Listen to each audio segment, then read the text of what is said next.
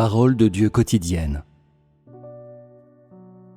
Tout ce que Pierre cherchait était selon le cœur de Dieu. Il cherchait à réaliser le désir de Dieu et peu importe la souffrance et l'adversité, il était toujours prêt à réaliser le désir de Dieu. Il n'y a pas de plus grande quête pour quelqu'un qui croit en Dieu. Ce que Paul cherchait était entaché de sa propre chair, de ses propres notions et de ses propres plans et stratagèmes. Il n'était en aucun cas qualifié pour être une créature de Dieu, n'était pas quelqu'un qui cherchait à réaliser le désir de Dieu.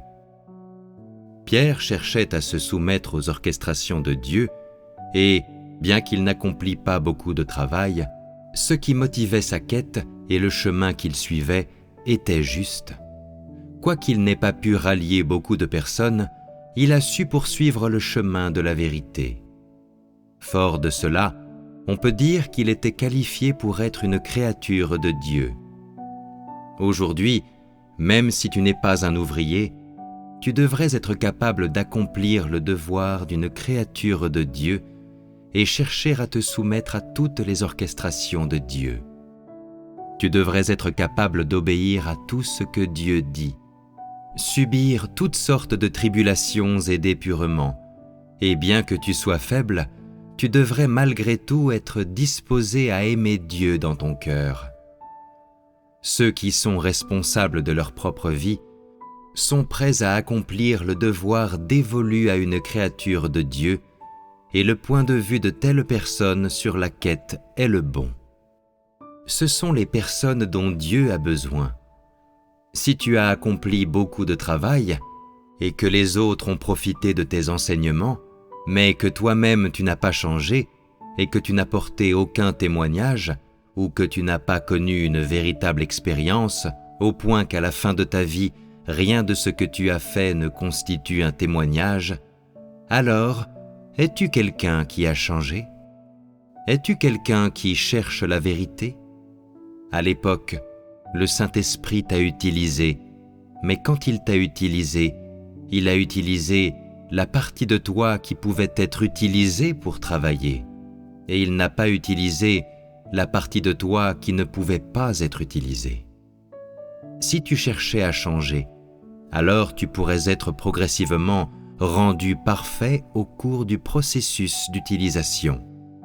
Pourtant, le Saint-Esprit n'accepte aucune responsabilité de ton acquisition ou non à la fin, et cela dépend de ta manière de chercher. Si des changements ne s'opèrent pas dans ton tempérament personnel, c'est parce que ton point de vue sur la quête est erroné. Si tu ne bénéficies d'aucune récompense, alors il ne faut en prendre qu'à toi-même, et c'est parce que tu n'as pas toi-même mis la vérité en pratique et que tu es incapable de réaliser le désir de Dieu. Et donc, il n'y a rien de plus important que tes expériences personnelles, et rien n'est plus déterminant que ton entrée personnelle. Certaines personnes finiront par dire « J'ai tellement travaillé pour toi, et bien que je n'ai peut-être pas accompli de grands exploits, je me suis appliqué dans mes efforts. Ne peux-tu pas simplement m'ouvrir la porte du ciel pour manger le fruit de la vie? Tu dois savoir quel genre de personnes je désire. Ceux qui sont impurs ne sont pas autorisés à entrer dans le royaume. Ceux qui sont impurs ne sont pas autorisés à souiller la terre sainte. Bien que tu aies peut-être beaucoup travaillé, et ce pendant de nombreuses années, à la fin, si tu es toujours déplorablement dégoûtant, alors il sera intolérable pour la loi du ciel que tu veuilles entrer dans mon royaume. Depuis la fondation du monde jusqu'à ce jour, je n'ai jamais offert un accès facile à mon royaume à ceux qui cherchent à s'attirer mes faveurs. C'est une loi céleste et personne ne peut la transgresser. Tu dois chercher la vie. Aujourd'hui, ceux qui seront rendus parfaits sont comme Pierre. Ce sont ceux qui cherchent les changements dans leur propre tempérament et sont désireux de rendre témoignage à Dieu et d'accomplir leur devoir en tant que créature de Dieu. Seuls ceux-là seront rendus parfaits. Si tu ne penses qu'aux récompenses et ne cherches pas à changer ton propre tempérament de vie, alors tous tes efforts seront vains. C'est une vérité immuable.